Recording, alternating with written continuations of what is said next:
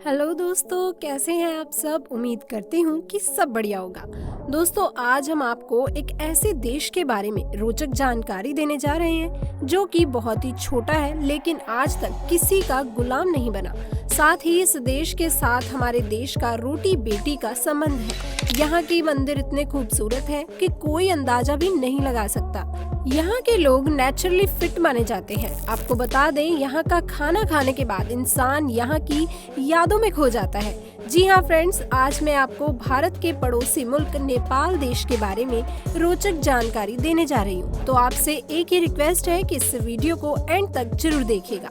लेकिन हाँ, जो फर्स्ट टाइम चैनल पर आए हैं उनसे स्पेशल रिक्वेस्ट है दोस्तों, क्योंकि आपको करना है चैनल को सब्सक्राइब। तो चलिए दोस्तों, शुरू करते हैं फिर आज की हमारी वीडियो। दोस्तों, सबसे पहले तो आपको बता दूं कि नेपाल शब्द के बारे में माना जाता है कि ये दो शब्दों ने और पा से मिलकर बना है। एक समय में नेपाल की राजधानी काठमांडू में ऋषियों की तपोभूमि हुआ करती थी। इसी कारण इसका नाम नेपाल पड़ गया। हालांकि इसके कोई ठोस प्रमाण नहीं मौजूद। नेपाल में कभी कोई स्वतंत्रता दिवस नहीं मनाया जाता। इसका सीधा सा मतलब यह है कि नेपाल कभी भी किसी का गुलाम हुआ ही नहीं। जी हाँ, ये भी कमाल की बात है। इतना छोटा सा देश लेकिन आज तक किसी का गुलाम नहीं बना। ऐसे नहीं है कि ब्रिटिश के लोगों ने इन पर हमला नहीं किया, लेकिन दोस्तों नेपाल ने कई बार ब्रिटिश सेना को हरा दिया। वीर होते हैं यहाँ के लोग। दुनिया की 10 सबसे ऊंची पर्वत और चोटियों में से सिर्फ 8 नेपाल में ही हैं। जो इस दुनिया का सबसे ऊंचा माउंट एवरेस्ट पर्वत भी नेपाल में ही है, जिसकी ऊंचाई 8,848 मीटर है। क्या बात है। कभी मौका मिले तो आप भी इसे देखने के लिए जरूर जाएं। ये बहुत ही प्यारा देश है। दोस्तों, किसी दौर में नेपाल चरस और तंबाकू के लिए बहुत ही ज्यादा प्रसिद्ध था, लेकिन इस समय यहाँ चरस और तंबाकू खरीदना या बेचना या इस्तेमाल करना गैर कानूनी है। नेपाल का सबसे प्रसिद्ध फास्ट फूड मोमोज है, जो आजकल भारत में काफी ज्यादा प्रचलित है। हालांकि इसे भारत में भी खूब खाया जाता है, हर फंक्शन में, हर पार्टी में। दोस्तों, आपको बता दूं, नेपाल महात्मा बुद्ध का जन्म स्थान है। महात्मा बुद्ध का जन्म नेपाल के लुम्बिनी में हुआ था। यहाँ भगवान बुद्ध के प्रति लोगों में बहुत ही जबरदस्त भाव देखा जा सकता है।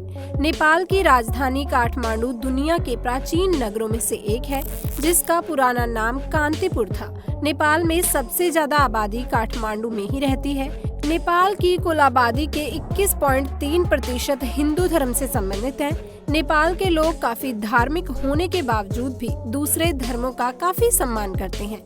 नेपाल एक हिंदू राष्ट्र था, लेकिन 20 सितंबर सन 2015 से नए संविधान लागू हुए, जिसके तहत ये हिंदू राष्ट्र से एक धर्मनिरपेक्ष संघ के रूप में परिवर्तित हुआ। इस देश ने कभी भी धार्मिक दंगों का अनुभव नहीं किया है। इस देश में धर्म के नाम पर खून कभी भी नहीं हुआ, बल्कि ये देश शेष जाति के घर का समूह है और यहाँ के लोग करीब 123 अलग अलग तरह की भाषा का प्रयोग करते हैं। विनोद चौधरी सबसे पहले नेपाली हैं, जो सन 2013 के अमीर लोगों में से एक माने जाते हैं। इसी तरह से नेपाल को आगे बढ़ते रहना चाहिए। नेपाल के लोग एक दूसरे को अपनी हथेली को एक साथ जोड़कर नमस्कार करते हैं। नमस्कार करते समय वे अपने सिर को थोड़ा झुकाते हैं और नमस्ते कहते हैं। ऐसा ही पड़ोसी देश भारत में भी किया जाता है। साधारण तो इसका अर्थ है, मैं आपके भीतर के भगवान को सलाम करता हूँ। नेपाल में जाकर कई भारतीयों को ऐसा बिल्कुल भी महसूस नहीं होता कि वे दूसरे देश में आए हैं, क्योंकि दोस्तों यहाँ का माहौल काफी दोस्ताना है। साथ ही हिंदू देवी देवताओं के मंदिर भी हैं। जी हाँ, यहाँ का खाना भारत की तरह ही होता है। यहाँ के लोग बहुत हद तक हमारी तरह ही सोच रखते हैं। नेपाल में भगवान बुद्ध के प्रति लोगों में जबरदस्त स्पर्धा की भावना देखी जा सकती है। महाशिवरात्रि नेपाल का बहुत बड़ा त्योहार है। अच्छा दोस्तों, वीडियो में आगे बढ़ने से पहले बताइए ना जनाब, आप कहां से हमारी वीडियो देख रहे हैं। चलो तो बढ़ते हैं वीडियो में आगे। दोस्तों, नेपाल की कई जनजातियों में एक स्त्री के कई पति होते हैं और वो सबके साथ संबंध बना सकती है। जी हाँ, ये भी नेपाल की एक सच्चाई है। एक ही महिला कई पुरुषों से शादी कर लेती है। अब आप ये कहिए, इस केस में क्या ही कहा जाए। आज ही इसको लेकर कई बार आवाज उठाई गई है, लेकिन कुछ फायदा नहीं हुआ। दोस्तों आपको बता दूं कि सीता का जन्म स्थल मिथिला नेपाल में है, जहां भारत में राम जन्म स्थल में रामलला केवल एक कैंट के नीचे है, तो वहीं जनकपुर नेपाल में सीता जन्म स्थल में विशाल सीता मंदिर ही बना है। जहां भारत में साप्ताहिक अवकाश रविवार को होता है, वहीं नेपाल में साप्ताहिक अवकाश शनिवार को होता है। 25 अप्रैल सन 2015 को नेपाल में भूकंप के बाद काठमांडू शहर के कुछ हिस्से लगभग 3 फीट तक उठ गए थे, जिससे शहर में इमारतों को गंभीर नुकसान हुआ था। इस भूकंप में लगभग 9,000 लोग मारे गए और 21,000 से ज्यादा लोग घायल हुए थे।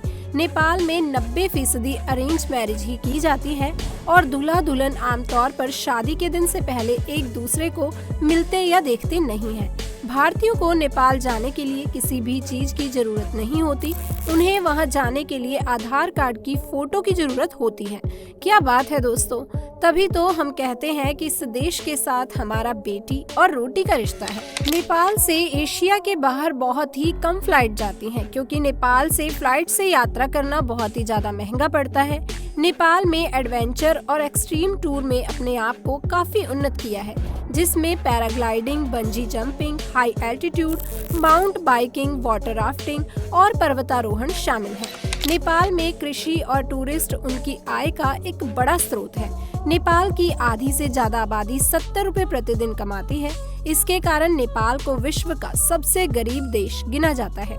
हालांकि भारत इस देश का बहुत सपोर्ट कर रहा है। भारत को पता है कि कैसे इस देश को मदद की जरूरत है और बड़े भाई होने के नाते भारत नेपाल की हर संभव मदद कर रहा है। दोस्तों, नेपाल शब्द हिंदू संत नेमी के नाम पर ऐतिहासिक काल में रखा गया था, जिन्होंने न केवल काठमांडू की घाटी को बसाया बल्कि इसका संरक्षण भी किया था। स्कंद पुराण के अनुसार ऋषि नेमी हिमालय में ही निवास करते थे। नेपाल का प्राचीन इतिहास काठमांडू घाटी से शुरू होता है। काठमांडू घाटी में मिले नवपाषाण काल के औजारों के आधार पर निकाला जाता है कि हिमालय घाटी में इंसान का अस्तित्व 11,000 वर्ष पुराना है। 6ठी सदी ईसा पूर्व में लुम्बिनी के निकट इसी देश में भगवान बुद्ध का जन्म हुआ था, जो आज विश्व के प्रमुख धर्मों में से एक है। नेपाल में सर्वप्रथम निवास करने वालों में डरवाइन लोग का नाम सबसे पहले आता है, जो दक्षिण एशिया से कांस्य युग के दौरान यहाँ आकर बस गए थे। नेपाल के जाने माने गोरखा सैनिक सफलतापूर्वक अपने देश की रक्षा करते हैं और उनका मोटो है कि कायर बन जाने से अच्छा मर जाना है। भारतीय युद्धों के दौरान उनकी लड़ाई की क्षमता को देखते हुए अंग्रेज उनसे काफी प्रभावित हुए। एशिया के लगभग 7 करोड़ वर्ष पुराने हिमालय पर्वत 5 देशों भारत, पाकिस्तान, चीन, नेपाल एवं भूटान में फैले हुए हैं। हिमालय को हिंदू मान्यता के अनुसार शिव जी का घर माना जाता है। एशिया महाद्वीप के 5 प्रमुख नदियों में गंगा, ब्रह्मपुत्र, यांगची, सिंधु नदी सभी का उद्गम स्थल हिमालय ही है। इसीलिए हिमालय बर्फ में विश्व का तीसरा बड़ा स्थान है, जहां लगभग 15,000 ग्लेशियर, जो अपने आप में 3,000 क्यूबिक मील पानी समाये हुए हैं। 500 ईस्वी पूर्व अनेक गणराज्य अस्तित्व में आए और 250 ईस्वी पूर्व नेपाल के दक्षिणी इलाके मौर्य साम्राज्य के अधीन आए। इसके बाद गुप्त राज्य भी कुछ समय तक शासन करके गया। 12वीं सदी में मल्ला राजा शक्ति में आए और उन्होंने 200 वर्ष तक यहाँ पर शासन किया। 18वीं सदी के मध्य में गोरखा राजा पृथ्वी नारायण शाह ने वर्तमान नेपाल का निर्माण किया। नेपाल का इतिहास इसकी सीमाओं के बढ़ने और घटने पर है, जबकि नेपाल पर किसी विदेशी ने कभी भी शासन नहीं किया। इसलिए नेपाल में कोई स्वतंत्रता दिवस नहीं मनाया जाता। 2006 में शुरू हुए डेमोक्रेसी मूवमेंट की बदौलत 2008 में नेपाल में राजतंत्र शासन समाप्त होकर गणतंत्र शासन शुरू हुआ और रामवरण यादव नेपाल के पहले प्रधानमंत्री बने। बहुत से पर्वतारोही विश्व की सबसे ऊंची चोटी पर पहुंचने के दौरान मारे गए थे, लेकिन दोस्तों 30 मई 1953 को सर एडमंड हिलेरी और तेजिंग नोर्गे माउंट एवरेस्ट की चोटी पर पहुंचने वाले प्रथम व्यक्ति बने और तो और हमेशा के लिए इतिहास के पन्नों में उनका नाम दर्ज हो गया। हिमालय पर्वत पर सबसे ऊंची झील 4800 मीटर ऊंचाई पर तिलचो झील है और सबसे गहरी झील शे पौशकुंडो का घर है।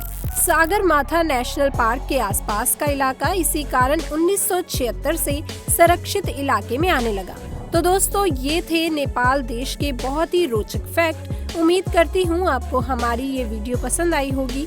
यदि दोस्तों आपको इस वीडियो पर कोई राय देनी है तो आप हमें कमेंट करके बता सकते हैं। साथ ही चैनल को सब्सक्राइब करना बिल्कुल ना भूलें। मिलते हैं नेक्स्ट वीडियो में, तब तक के लिए आप सभी का धन्यवाद।